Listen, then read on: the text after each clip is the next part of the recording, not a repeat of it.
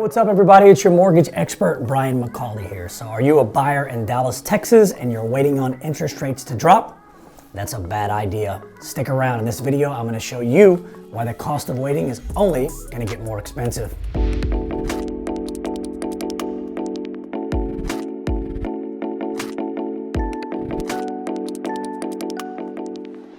So listen, as the housing market continues to get back on track, we are seeing demand start to increase. But some buyers out there are still waiting for interest rates to drop before they are comfortable going after a property because they don't like the mortgage payment. Well, my opinion is the cost of waiting is only going to get more expensive, and I'm going to tell you why.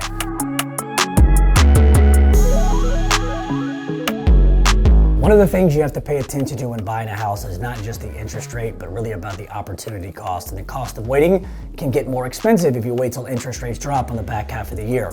What do I mean by that? Well, right now interest rates are hovering around 6.5% to 7%. That's a good thing because it's cooled the market off just enough for buyers to potentially look at some inventory.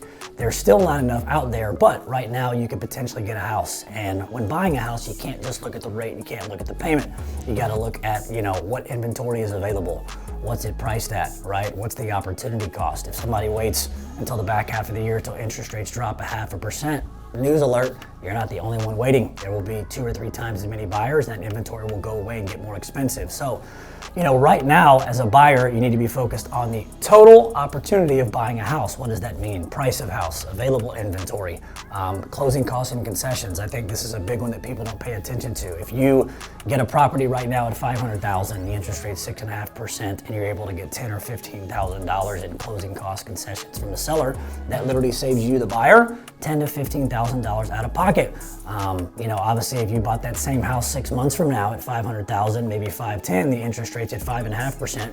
Yeah, sure, it's going to save you $100+ in the payment, but the demand for that house is going to go way up, and these sellers are not going to negotiate and give you any closing costs. So you really lose out on that $10,000 or $15,000 that you can keep in your pocket now. And that's what I want to talk about when it comes to opportunity cost is, looking forward in the future. If you said, hey, I saved $150 or even $200 on my payment, but you had to pay more for the house, and a bigger component is you didn't get any closing cost credits, $10,000, $15,000, it's actually going to cost you a lot more money. Yeah, you saved a little bit in the payment, but if you got to come out of pocket an extra 10 or 15 just for the closing cost alone, regardless of the price of the house, that would take you 7 or 8 years to break even to get that money back. So opportunity cost is a huge deal. When you're looking at a property, again, you can't just focus on the interest rate and the payment. We can see what happened during the COVID run when interest rates were incredible, right? Obviously when rates drop, the demand goes through the roof. And so people that were buying houses at that time, it was a great deal on the interest rate and a great deal on the payment. But of course, they had to pay so much more for the house than even what it was listed for.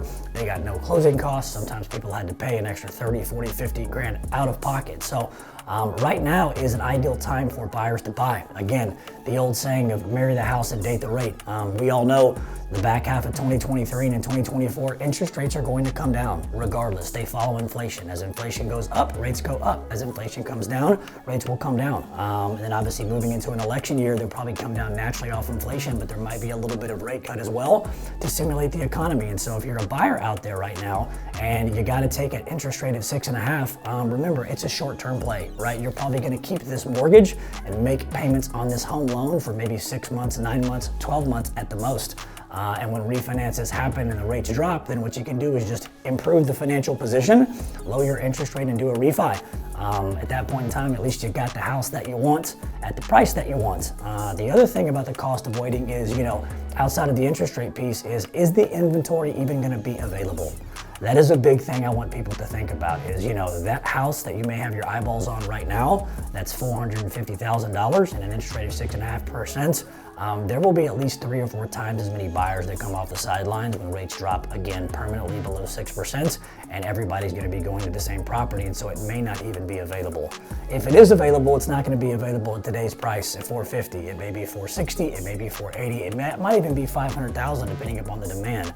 So the other thing to remember is you're actually going to make money by buying right now. And why is that? Well, you buy a property at $450. Let's say 9 months from now, 12 months from now, interest rates are mid fives, low fives, there's a lot of demand. There's going to be a lot of buyers buying homes in that neighborhood, and because of that massive demand, it's going to push that price point up. So your $450,000 house, maybe $475, it may be $500. For you as a buyer, that's great because your return on investment increases so fast and you're actually making money on the equity in the property because of all the demand in the area.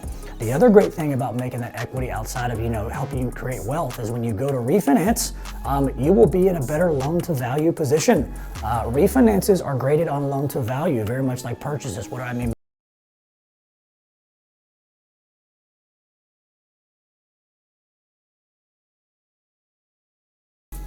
On a refinance, let's say you have 10% equity, that is a 90% loan to value. So the more money you put down on a purchase, the better deal you get.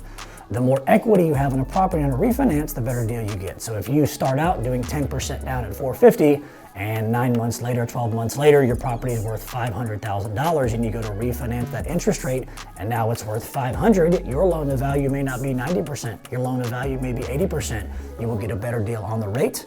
If you've got private mortgage insurance at that time, the private mortgage insurance automatically falls off because obviously you're in a 20% equity position or better. So all of that tied together is really important, and I want to make sure that buyers are aware of what I call like the totality of the purchase, right? What house is available? What's the cost?